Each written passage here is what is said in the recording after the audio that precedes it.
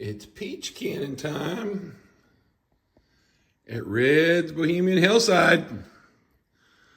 Another garden video coming to you. It's about 6:30 on July 3rd in the morning. I've been pushing these peaches into their jars. So I got up, I set things up last night. Got my syrup going here. Canning liquid started to heat up there. And now I'm going to proceed to peel and halve these peaches. Well, what started in the kitchen has now progressed to the front deck. Here's my view over northwest Arkansas. It's looking out towards US Highway 62. The only US highway in the system, back in the old Route 66 US highway system that went from the Canadian border to the Mexican border. You come out of our parking lot, hang a left, you can run all the way up to Toronto, Canada. You hang a right, it's going to take you down to El Paso and Juarez, Mexico. The rest of the canning will happen in the kitchen, but since it's 6:30 in the morning, it's still relatively cool here in northwest Arkansas. We've got some cloud cover today. I thought I'd come out here, sit on the front porch, and peel these peaches. So with this, I'm just going to grab these babies and begin to get the peeling off. These were picked up from Georgia, fruit truck that came into Fayetteville. Denise and Diane did that. And actually they got them last weekend, so they've been in the fridge the last few days, kind of slowing down the ripening process.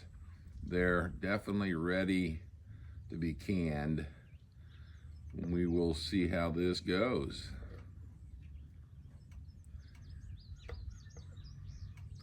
Some people dip these in hot water and peel skins off.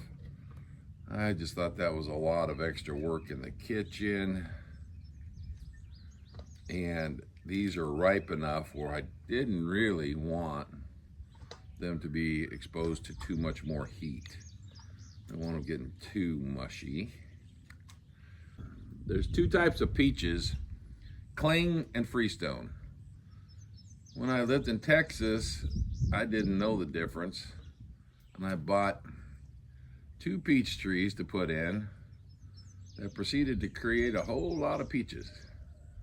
But when I went to begin the canning process, I realized I had purchased cling peaches, which means the flesh of the peach clings to the pit. That becomes rather complicated when you're trying to can. I ended up having to just kind of shave all the peach flesh off of the pits because it was a giant pain. What you want are peaches that separate like this, just with the pit easily coming out. So as a kid, peaches were one of the more valuable crops. I don't think they were grown in quite the abundance of a lot of the other fruits in the Pacific Northwest. We'd go down to the Morrisons after they'd harvested their peaches with the professional crews, that migrant workers we call them, people that would work their way up the coast from California into Washington, picking all the fruit as they go and then just cycling back down for the next fruit that ripens. So they'd make their way up and pick cherries, and then they'd cycle back down and pick apricots and peaches, and then they'd cycle back down and be part of the pear and apple harvest. Well, after they finished, so we would go out at the Morrison's place and glean the orchard. That basically is after the crop has formally been harvested. There's typically some fruit left on the trees, hard to reach areas, or it wasn't ripe when they were picking. And we'd go out there and go tree to tree and pick the peaches. Usually come home with a couple of apple boxes full. Would be about a normal haul.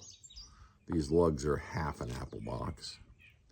So we would have about 4 times as many peaches as this. And you'd have to climb up in the trees and get the peaches down. Boy, there were some of them that were tree ripe. I can remember eating one. The peach split open, had sugar granules on the outside of it. The thing must have been that big. It was like the whole tree's energy went into making this super peach. That one didn't make it to the apple box. That one ended up being consumed by red right there in the tree. Juice running down my face. Maybe we'll try one of those speed up features.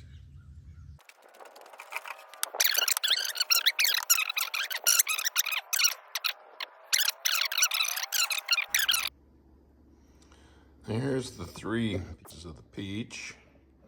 As I drop them down in there, I try to get them so they'll lay fairly flat. I'm going to put a tablespoon of lemon juice in each one of these to help. Now it's time to put some of this syrup, which I make about 1 part sugar, 3 parts water. It's kind of a light medium syrup. And we'll put that over these. And we'll work them to get the bubbles to come out. So it runs all the way down to the bottom of the jar. You can see some of the bubbles coming up there. I've got to take a doodad and help make that happen, or just a table knife.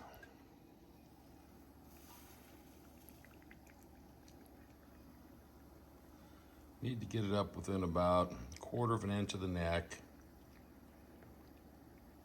Peaches will typically kind of raise up some in the jar.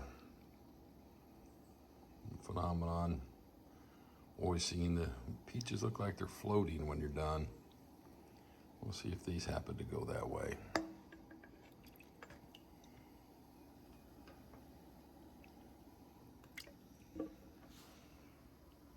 Go for a good old table knife.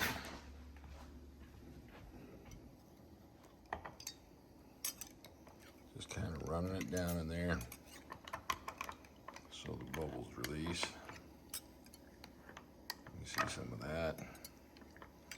Helps get that syrup up against all the surfaces. Handy little lifting tool. Set 7 of these in here on the little wire rack. You want them covered with a couple inches of water. You can already see bubbles starting to emerge, which is part of the process of creating the seal. 20 minutes in the canning bath. Timer just went off. Uh-oh. Looks like we got a busted jar. That's not so good.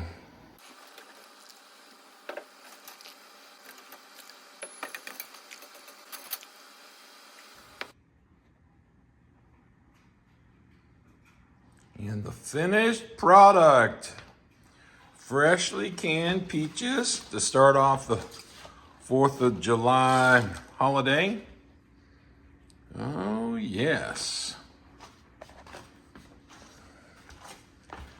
Unfortunately, one of the jars didn't seal. So Red has some fresh peaches. Oh, to enjoy immediately.